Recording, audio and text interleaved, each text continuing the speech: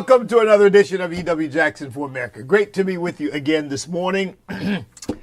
Well, the drama continues, doesn't it, on this upcoming election? And of course, then we're going to probably be discussing that pretty much more than anything else in the coming, 90 days? I guess it's down to 80. Is it 89 days now? I'm not keeping an exact count, but I know we're in the 90-day area, and I think yesterday might have been 90 days, and if that's the case, then we may be 89 days, but we're 3 months away. 3 months away from the election. So let's get right into it, because the thing that is most, I guess, perplexing some and causing tremendous consternation in others, and just has me, frankly, shaking my head in wonder at how the Democrat Party is now coming out of the closet. And of course, that's not a reference to homosexuality, although they've done that long ago. They're really coming out of the closet as socialists and Marxists and communists. They really are. If anybody just is willing to look at it honestly, that is what is going on here. They're revealing themselves. I think, you know what it reminds me of? It reminds me of Barack Obama. Remember that little feigned anguish he went through? I'm wrestling with the issue of same-sex marriage. I mean, what a joke. He wasn't wrestling with it. He was always in support of it. But he's measuring, he's taking the temperature of the water. He's trying to figure out, how far can I go here? And I don't know whether it was a calculated move to have Joe Biden come out first in favor of the abomination of so-called same-sex marriage, because it's not marriage. It never can be. It never will be marriage, because marriage is honorable in the sight of God, and there's nothing honorable about that abomination. That's just not honorable, period, okay? But he went through all this, and then he finally came out and said, I've decided that, same-sex marriage is a great thing. Well, all the homosexual activists knew that he supported it. That's why they supported him. But, of course, it was the wink and the nod political game. Well, America's not quite ready for this yet, but we'll get them ready. And so once Joe Biden came out, remember, he came out ahead of Obama. I don't know whether Obama thought Joe Biden preempted him, or whether Obama said, well, why don't you come out first and let's see what happens. And then I'll come out later. That'll kind of soften the blow when I come out. And you notice I'm using the term come out because a lot of questions about Barack Obama. But, oh my goodness, somebody sent me a wonderful video. I've got to try to make that available to everybody of a black preacher talking about Barack Obama lighting up the White House in rainbow colors.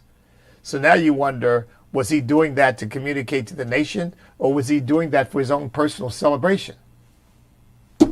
At any rate, it reminds me of that. This whole thing of now you got this guy Walz, who is clearly a socialist. I mean, clearly. I don't think he'd even deny it. One man's socialism is another man's neighborliness. So clearly he thinks he can sell it. So they're just, for any American who's willing to be honest with where these people are coming from, they're basically a bunch of godless, socialists, Marxists, communists. And that's where they're trying to take the country. That's precisely where they're trying to take the country. And it ought to absolutely scare the daylights out of people. It really should. I mean, I don't walk in fear. God has not given us a spirit of fear. But the average American citizen, if they understand what that means, the implications, ought to be absolutely incensed over even the possibility of people like this being given the seat of power in our country. You talk about, I think I quoted this as Proverbs 14:34, actually Proverbs 29:2. You talk about when the righteous are in authority, the people rejoice, but when the wicked rule, the people mourn. Oh, you talk about some mourning. And that's M-O-U-R-N-I-N-G, not M-O-R-N-I-N-G. We're not talking about mourning in America. We're talking about America in mourning. So let's talk about this in specifics, because I want you to also notice this. They're using terms now like weird and not normal, fascist, because this guy Tim Walz said Donald Trump is a fascist. So they use these terms. Oh, extremist. I talked a little bit about that yesterday. Extremist. But they never explain to you what they're talking about, right? They never say, well, this is an extreme position. They never do that. They just throw the labels out there. And as my first law professor, he's the first professor I got to meet at Harvard Law School and actually talk to. He taught torts, the law of liability for negligence and reckless behavior that leads to the injury of another. But he taught torts, and he said something. Here I am, 40 years later now? Oh, well, not quite 40. Well, yeah, no, not quite 40. No, what am I saying? Of course it's 40. I mean, that's not quite 50, I should be saying. It's over 40 years. But he said this. He said, shibboleths are no substitute for thought. I never forgot that, because what he was saying was, slapping a label on something is not the same as thinking through the implications of what you're saying or explaining what you're saying. And look, folks, don't forget this one. I know I've said a lot of things about these Democrats, and I'm back on that now, because they are so demonic. They really are. They are so demonic. And I'm not necessarily talking about the average person who's registered as Democrat or thinks themselves as Democrat. Maybe, but I'm these elitists, these people who are at the top of the party, who are kind of charting the way. They're demonic. Barack Obama, demonic. George Soros, demonic. Kamala Harris and Tim Walz, clearly demonic. But just go right down the line. All of the billionaire, Mark Cuban, demonic. I mean, these people have such spiritual and moral blindness. It is almost impossible to fathom it. It really is. It's almost impossible to understand the depths of it. You know, there's a phrase in Scripture which I always go back to in my own thinking if I don't say it to you. But it refers to the mystery of iniquity. The mystery of iniquity. And I always say it goes to our inability to fully fathom. It's in the old King James Version, actually. I use the new, and it's in the old.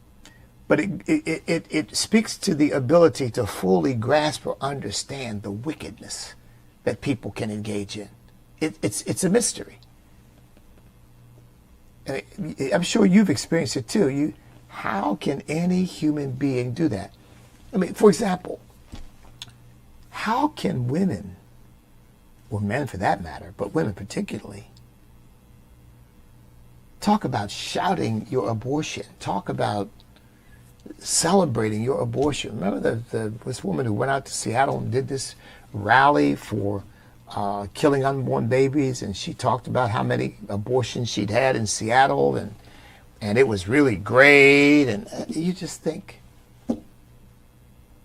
it doesn't, your brain kind of goes on tilt, because you can't fathom that this is something people want to celebrate and be proud of and want others to pat them on the back for.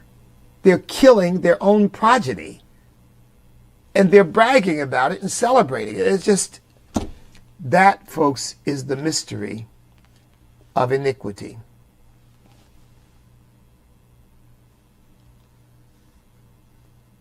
Wow. Oh, you know what? I know why. Because there we go. There we go. It's in 2 Thessalonians chapter 2, verse 7. It says, for the mystery of iniquity does already work. The mystery of iniquity does already work. And of course, we know iniquity is sin. And some argue that it is transgression with broad contempt for the rule and the law of God. So it's not just a particular sin. Iniquity is a kind of human condition in which all that is holy and righteous and good is rejected. The mystery of iniquity, 2 Thessalonians chapter 2, verse 7. That's the old King James Version. You won't find the phrase in the new. They've translated it a different way. But I love that translation because it's a reminder to us we can't really fathom how people can be so wicked. Now, we as Christians can. Now, of course, some of us can say, and I can certainly say, I didn't have, look, I was nothing to write home about before I got saved. But, like many Americans particularly, I embraced the Judeo-Christian ethics and values and understood the difference between right and wrong. And even though I did wrong, obviously, as an unsaved person, I did wrong, I never thought it was right. I never did wrong thinking, yeah, this is good. This is, I want everybody to pat me on the back for sin. But that's where we are now. That's, folks, the mystery of iniquity. And the other thing I'd say is, Jesus talked about Satan being the father of lies. And, let's be clear about what Jesus was saying here. He was saying that Satan is the master deceiver because he invented deception. He actually invented it. He didn't create anything, because all deception is taking the truth and twisting it. You can't change reality, and you can't alter truth. But I'm thinking of John chapter 8, where he says to the children of Israel, beginning at verse 44, he says, you are of your father the devil, and the desires of your father you want to do. He was a murderer from the beginning, and does not stand in the truth, because there is no truth in him. When he speaks a lie, he speaks from his own resources, or from his own. The word resources is added at the privilege of the translators. For he is a liar and the father of it. So Jesus said he is the master deceiver. So when I say that the Democrat Party, by the way, that's John chapter 8, beginning at verse 44, going on to verses 44 and 45. Then he goes on, of course, to talk about himself as the truth teller, because he is the truth. Jesus is the truth. But I pointed that out to say when I refer to the Democrats as Democrats, I'm not trying to be cute or smart or sarcastic. I'm really trying to be accurate in describing who they are and what they do. Because the ultimate quality of the demonic is lies and deception. That is the ultimate characteristic, because that's where it all starts. The first lie that Satan told was a lie to God. And the lie was pretending he was with him when he was against him. And here again, you got to be completely self-deceived to believe that you can somehow fool God, but that's the idiot we're dealing with. That's why the Bible says, put on the whole armor of God so you may be able to stand against the strategies, the wiles in the old covenant, stratagems, because he is a strategic thinker when it comes to how can I use people, how can I deceive people, how can I manipulate people, and what lie do I need to tell to people in order to get them to go along. Well, that's what the Democrat Party is right now. They are liars, and they are past masters at lying. And their propaganda is just, folks, I'm going to be very honest. Sometimes I stand back in awe of how these people are such masters of propaganda. That's what I mean. They are of their father, the devil, because that's what he is. I mean, look, this guy, Tim Walz. Let me see. What do I? Oh, well. And by the way, before I get there, before I get to talking about his lies and the way he's being used, the Democrat, and I started out saying, you know, they're coming out of the closet. The Democratic Socialists of America have endorsed this ticket, saying that it proves, in fact, I'll just quote them. Quote, Harris choosing Walz as running mate has shown the world that Democratic Socialists of America and our allies on the left are a force that cannot be ignored. Through collective action, DSA, Democratic Socialists of America, and the U.S. left, are more broadly, have made it clear that change is needed. DSA members organize in our workplace and unions to realign the labor movement to support Palestinian liberation. The Democratic Socialists of America have endorsed this ticket. They're out of the closet. And you certainly don't hear Comrade Kamala and what, well, they're now, have you heard the name? And forgive me for even saying this stupid mess, but you know, they're calling him now. And by the way, and he's been wearing it as a badge of honor, and people have been saying it as a compliment. His supporters have been saying it as a compliment, Tampon Tim. You know why they're calling him Tampon Tim?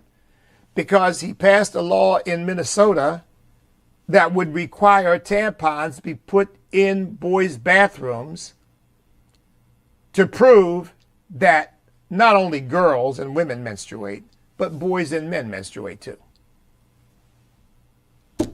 I know that falls into the category of, you know, I really like Bishop Jackson, and he really tells the truth most of the time, but he can't possibly be telling the truth there. No, he can't possibly be telling the truth there. And so he's been misinformed, or he's just outright lying. And of course, I would lie. I don't lie. But it sounds like one, doesn't it? The governor thought it was just critically important that there be tampons in the boys' restrooms because we want the world to know boys can menstruate too. I'm not making it up, folks. So that's why they started calling him Tampon Tim. I think the campaign's probably not going to embrace that because they don't want people around the country to know that that's how crazy he is. So look, here's the first thing. Let's get to some of the lies, okay? He's apparently lied about his military service because there's a big controversy now that he had promised to deploy with his troops to Afghanistan, but he was running for Congress because he's in the reserves. And they were deploying his unit to Afghanistan, but he was running for Congress. He had promised he was going to go because he had people on the ground who could maintain his campaign, blah, blah, blah, blah, blah, blah, blah. But when the time came, he withdrew and didn't go. And many of his troops say he was at that time, I guess he had a temporary or provisional promotion to Master Sergeant E9. But when he failed to go and then resigned from the reserves, he was dropped back to an E8. But so the first lie he told was, I'm going with my troops to Afghanistan, but he didn't go. He withdrew in order to run for Congress. And then the second lie he told was on his resume. He said, I retired as an E9. That's not true. He retired as an E8. And for those of you who've been in the military, you know, Master Sergeant, I mean, he basically wants to wear that as a badge of honor, except he didn't do it. He was not an E9. He was an E8. He was temporarily moved up to E9, but because he didn't finish his service and didn't keep his word, didn't do what he said he was going to do, he was dropped back to his actual rank of E8 because that E9 promotion was provisional. It wasn't permanent. But you know that somebody at that rank is sort of a non-commissioned leader of the troops, and he dropped out at the critical moment. So look, but in his musings, in his public pronouncements, his public statements, he acts like he actually saw war. The man never saw combat. And let me just say, folks, as a Marine Corps veteran, oh my goodness, time is just flying by, but as a Marine Corps veteran of the Vietnam era who did not see combat, and I have always been fastidious about making clear, I am not a combat veteran. I am a Vietnam era veteran, but I did not see combat. I joined in 1970. Things were winding down. I think I met one guy who joined in 1970 who actually went. Very unusual, because most of the people I met, except for him, all the people I've met who joined in 69, 68, 67, 60, they all went to Vietnam. And I thought I was going. In fact, my whole platoon, we graduated from Marine Corps boot camp. We all thought we were going. And I'll never forget it. The drill instructor walks out and he says, well, I've got good news for you. All of you are going to Vietnam. And all of us kind of looked at each other and said, well, that's what we expected. And then he said, actually, I'm kidding with you. First time my drill instructor had ever kidded.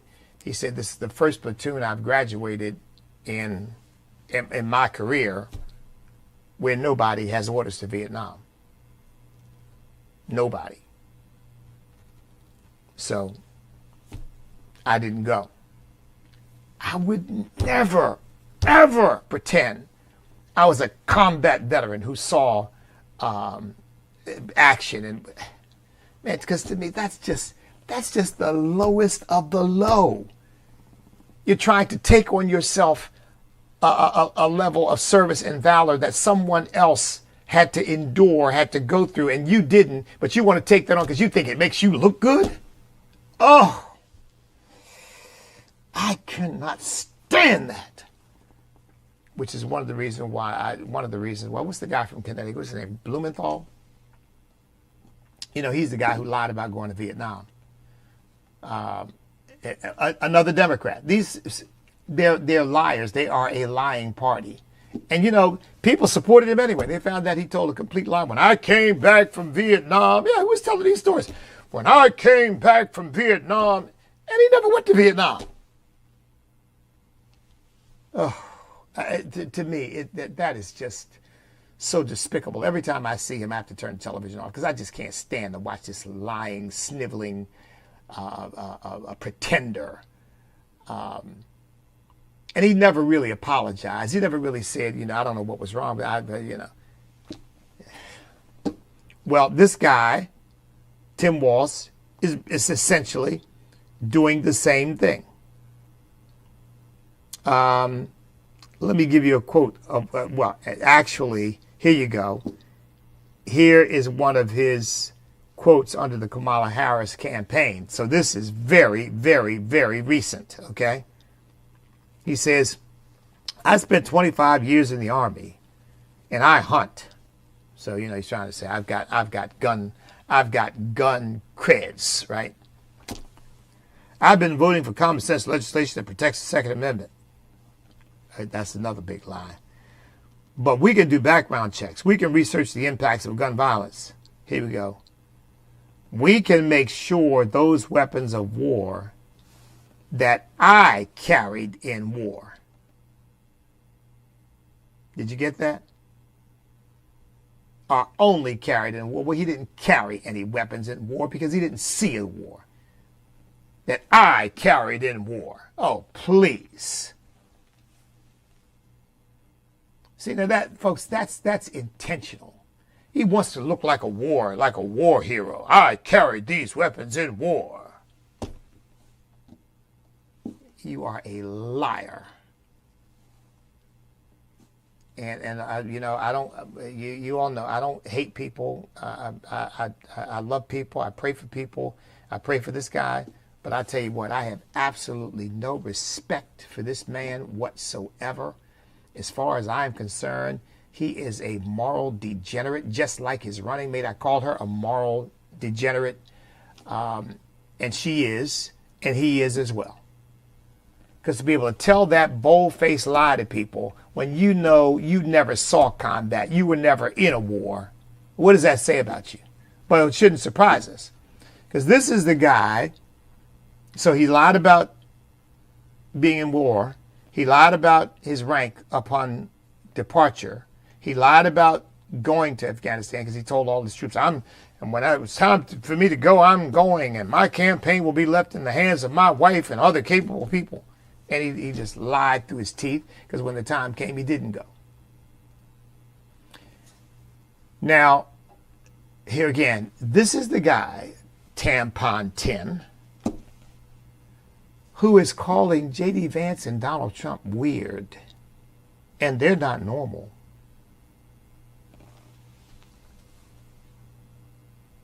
See, folks, this is Isaiah 5, verses 20 and 21 through and through. Woe to those who call evil good and good evil, who put darkness for light and light for darkness, who put bitter for sweet and sweet for bitter. Woe to, and that word woe means these people are cursed. Terrible judgment is coming upon them. Woe to those who are wise in their own eyes and prudent in their own sight. Well, that's him. That's Comrade Kamala and Tampon Tim. And this is what I say, I stand back in awe of the propaganda because they're actually using the language, just like right now. That statement was supposed to be in defense of the Second Amendment, and I've always used common sense to defend the Second Amendment because I saw war. I carry, you liar, and I hunt. I wonder, does he really hunt? Oh yeah, he does ice fishing and hunting, and he's a combat veteran, and yeah, you know, now you kind of wonder: is any of this resume real? Is any of it accurate? But this is the guy who's calling J.D. Vance and Donald Trump weird and not normal. And this is the guy who wants to put tampons in boys' bathrooms because boys menstruate too. And he's got the nerve to point a finger at somebody and call them weird. And look, again, this is the guy who championed taking children from parents if their parents would not allow them to have so-called gender-affirming care, which we know is not gender-affirming, it's gender-denying care. It's denying the gender that God gave you, that you were born with, and trying to somehow change it, and you can't. Because look, folks, every cell in the human body is either male or female. Because every cell in the human body either has an XX chromosome or an XY chromosome. XX for girls, women, XY for men, boys. Every cell. That's not just some label we put on people. It is infused in the very physical and biological being of the species. So how are you going to transition? You're going to locate every cell and take out the Y chromosome, or locate every cell and add in a Y chromosome? You can't transition. It's a lie. That's another of the big lies. But he's going to take children away from their parents who won't allow those children to be injected with hormones and mutilated with these so-called sex change operations. Kids. And he's got the nerve to point the finger at Donald Trump and J.D. Vance and call them weird. These people are masters at propaganda. And I you know, of course, because I'm watching the news, I've heard bits and pieces. I wouldn't sit and listen to an entire speech of these people because it's just a waste of time. Because all they're going to do is, again, throw out shibboleths and labels, and they're extremists, they're not normal, they're weird, and never explain any of that, just because the audience that they're serving, that's what they want to hear anyway, so they don't need any proof or any evidence. They don't need them to cite examples of what they're talking about. They can't. Because if anybody is weird or anybody is abnormal, look, folks, homosexuality is abnormal. Now, man, that'll get me banned on Facebook and YouTube and anywhere else where these leftists are in control. Homosexuality is abnormal. It is a violation of biological and physiological and spiritual reality. It's a violation of the law, the moral laws of God, and the laws of nature that God has put in place. The male was made for the female, the female for the male. And ain't no male made for no male, and no females made for any female. Which is why they can't procreate. They got to find some kind of artificial means to do that. It's not normal. And all this gender confusion is not normal.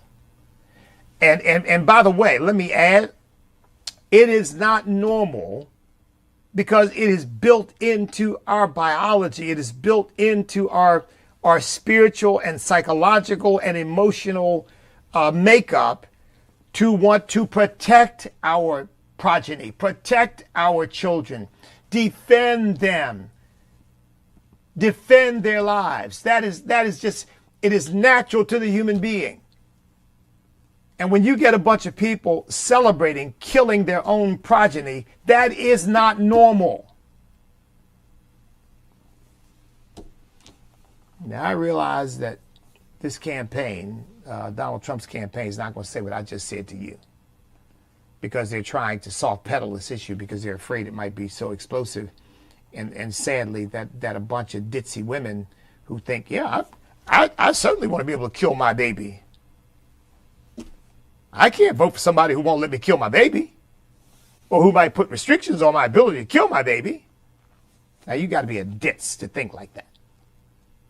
But I realize the Republicans are afraid, and the Democrats are going to use it to the hilt and play it to the hilt and say, everybody, we Democrats, we are going to do everything in our power to make sure that every unborn baby can be killed if that's what we want to do. I know that's ugly and that's crass, and is it an exaggeration?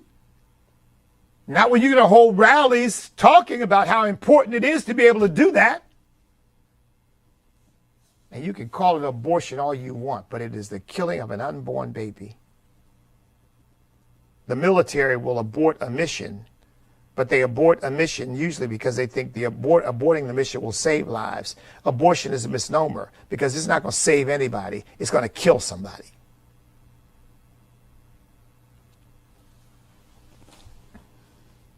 Okay.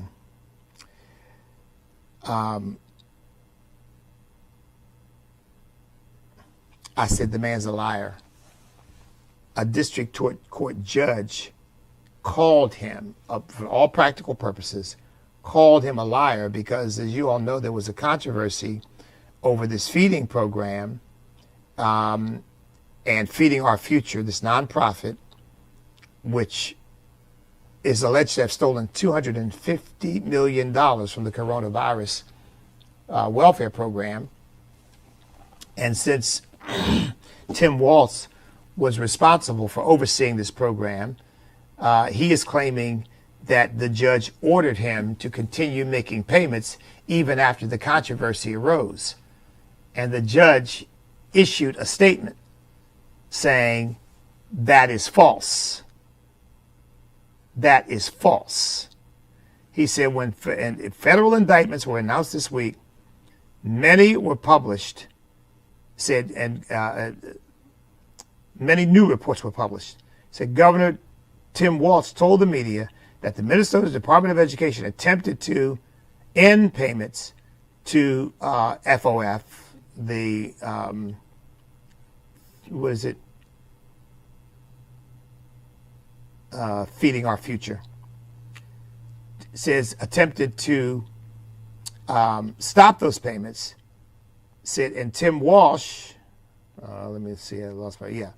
And that Tim Walsh says that the Judge Guthman ordered payments to continue. The judge says that is false.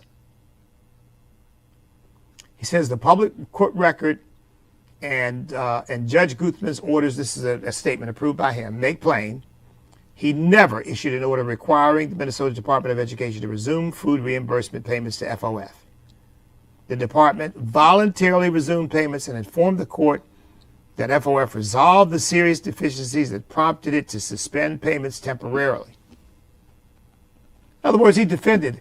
So here again, I'm not accusing him of this, but it does raise the question, doesn't it? Why is he so committed to pushing all that money out to this organization? I mean, is there some monetary reward that he gets, or are they political allies and he wants them to be cash flush because there's something that they're going to be able to do that he needs done? I mean, what's the point of taking hard-earned taxpayer dollars and giving it to an organization that is has very serious issues? It looks like somebody's going to be going to jail for having stolen $250 million. And he wants to blame the judge for having made the payments. So he's a liar. And so even the district court judge in Minnesota said he's lying. So, of course, he fits right in with the Democrat Party, the Democrat Party, because they're liars, because their father is a liar, and their father is the devil. That's right, I said it, and I'm not taking it back because it's the truth. It's the truth. Because they're the party of Antichrist. Everything God is for, they're against. Everything God is against, they're for.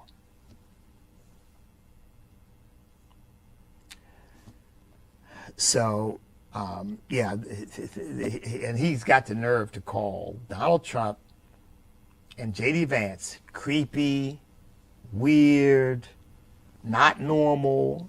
I mean,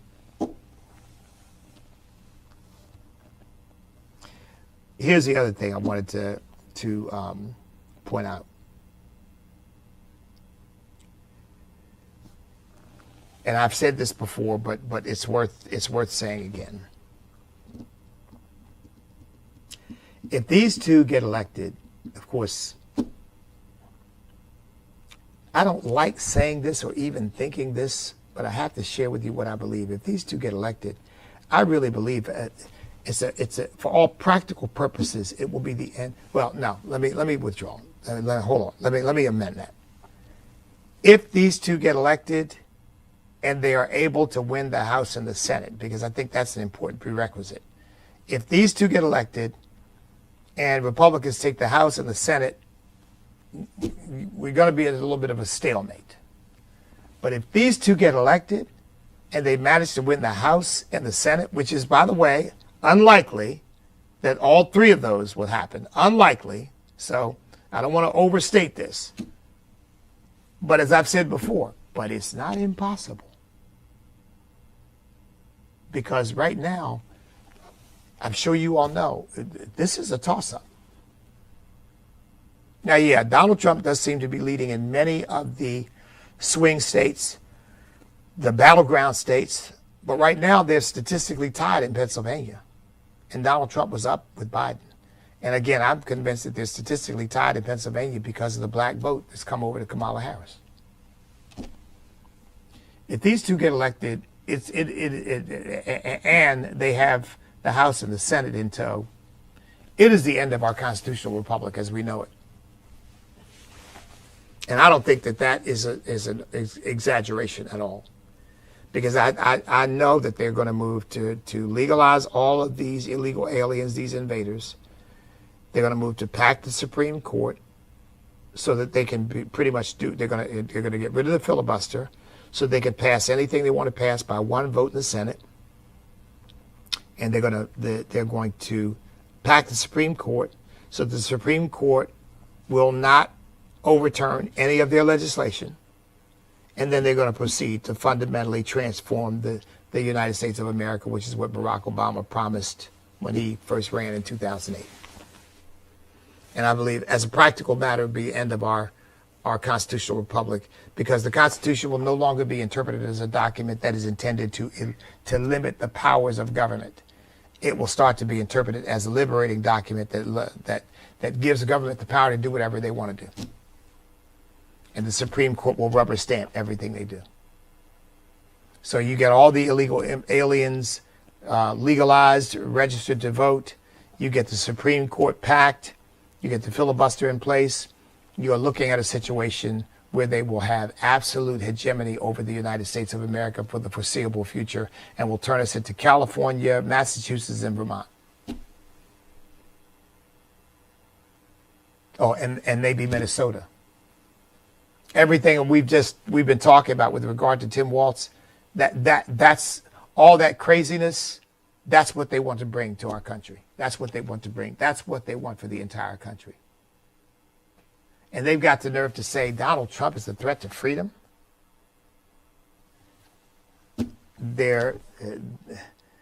I've said their hypocrisy knows no bounds, but their propagandistic talents are limitless. And of course, that's because they have absolutely no compunction about lying. I mean, propaganda only works in an atmosphere of lies and deception. It doesn't work in an atmosphere where people are committed to the truth, because people committed to the truth won't put out lies and falsehoods. They just won't do it.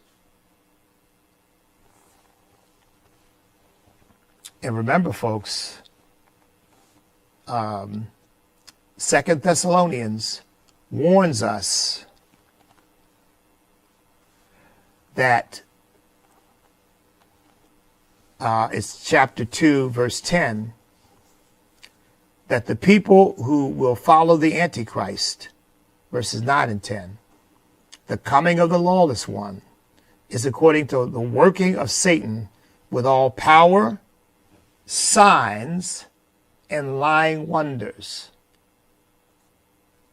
and with all unrighteous deception among those who perish, because they did not receive the love of the truth, that they might be saved.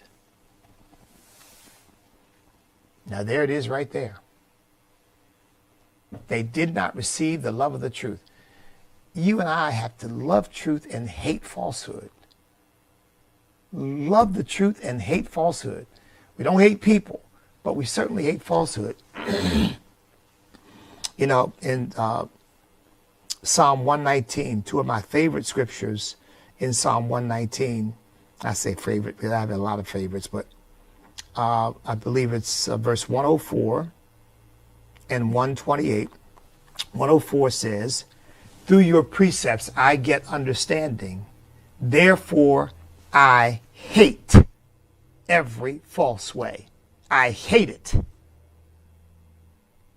See, we as Christians have got to hate every false way. And then 128 says something similar. It says, therefore all your precepts concerning all things I consider to be right. I hate every false way. That's the way we've got to think.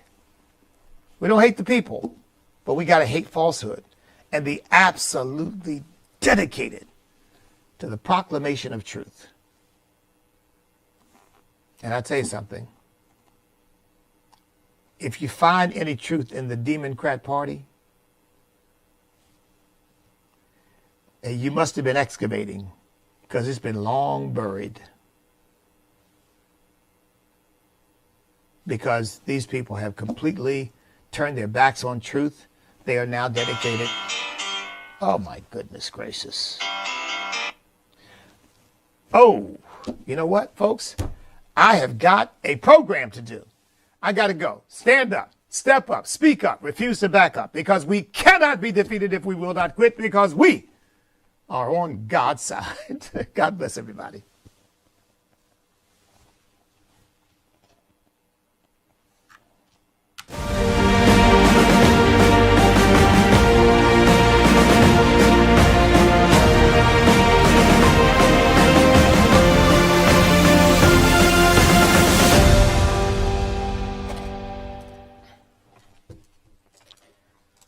Woo.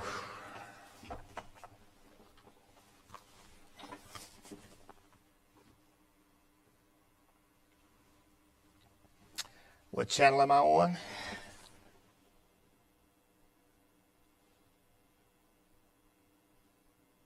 Talk 6. Come on, baby.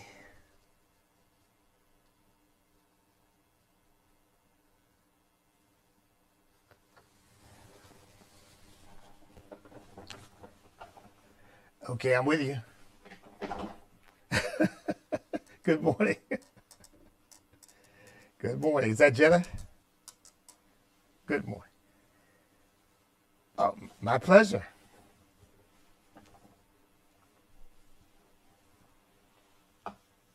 Thank you.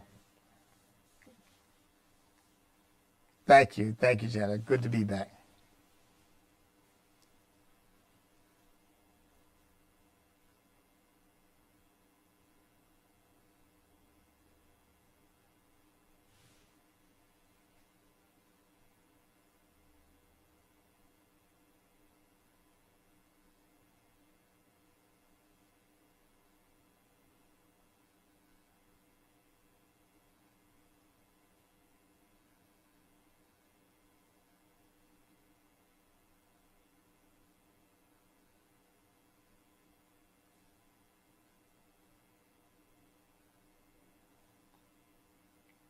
Hmm.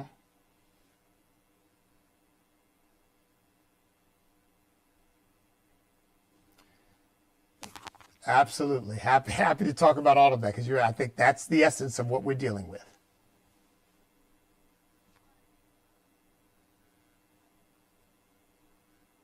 Okay.